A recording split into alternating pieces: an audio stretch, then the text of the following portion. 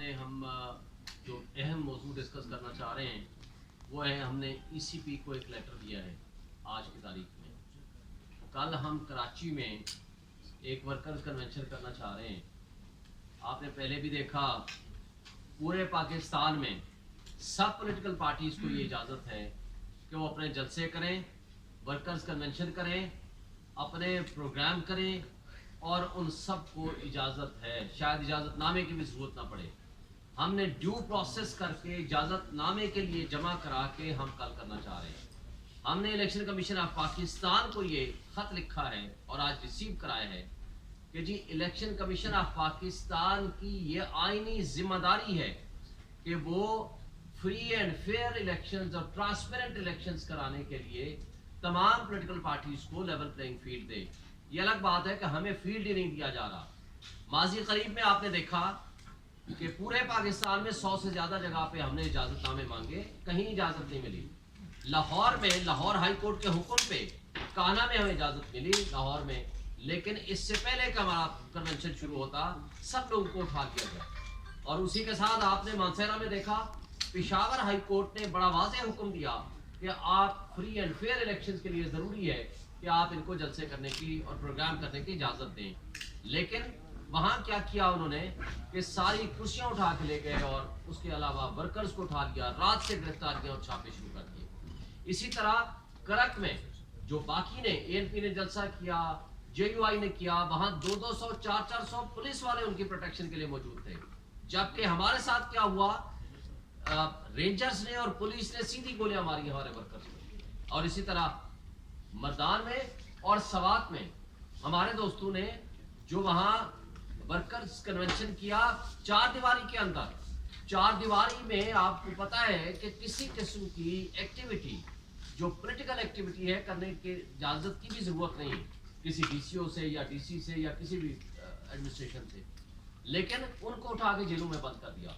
और साथ समात में भी और इसी तरह मरदान में भी।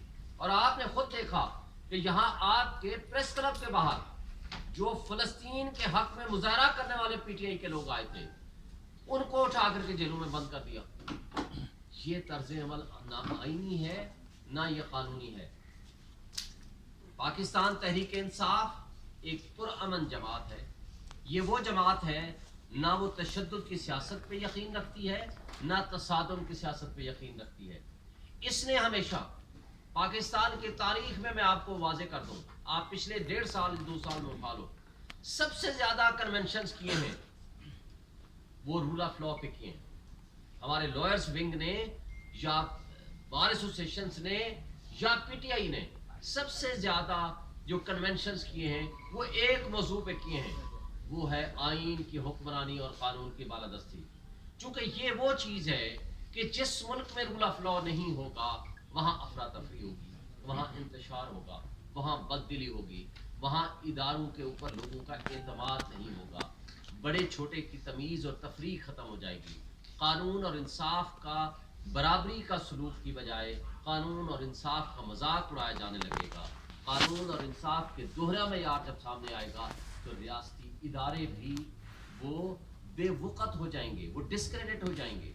और उस सूरत में हमारे पाकिस्तान में सियासी तनाव में इजाफा होता है, सियासी अदम इस्तेकाम में इजाफा होता है। आपने माजी करीब में देखा पिछले 1 साल से, यानी मार्च से लेकर आज तक, ये पिछले जब तक खान साहब जेल नहीं गए, जितने जलसे किए पाकिस्तान की तारीख से सबसे बड़े जलसे थे।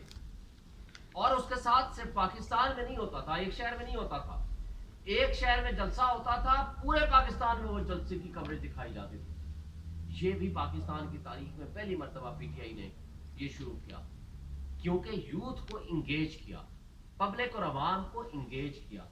लेकिन मसला ये था कि इसके साथ इफेक्ट क्या हुआ?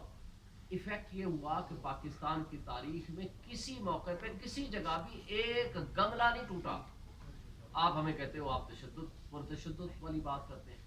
मुझे बताएं, पाकिस्तान की तारीख में ये पहली दफा हुआ है कि एक जमात जो PTI है उसके ऊपर तशद्दुद हुआ पिछले 1.5 साल में।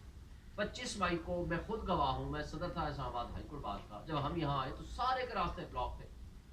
मैंने पटिशन फाइल की थी, आप सारे साफी बिरादरी दोस्त हमारे जानते हो, और सुप्रीम कोर्ट ने कहा था कि आप पुरअमन तरीके से सारी चीज़ों को आप मैनेज करें।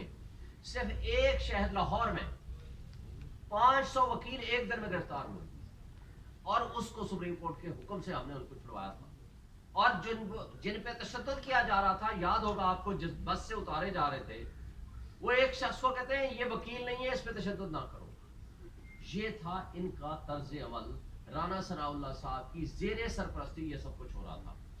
लेकिन अफसोस से हमें कहना पड़ता है कि जिन लोगों ने फाशिज्म को प्रमोट किया, फरोग दिया, वो आज ये कह रहे हैं कि पीटीआई जी पुरतशद्दुद सियासत कर रही है। बड़े अफसोस से ये कहना पड़ता है।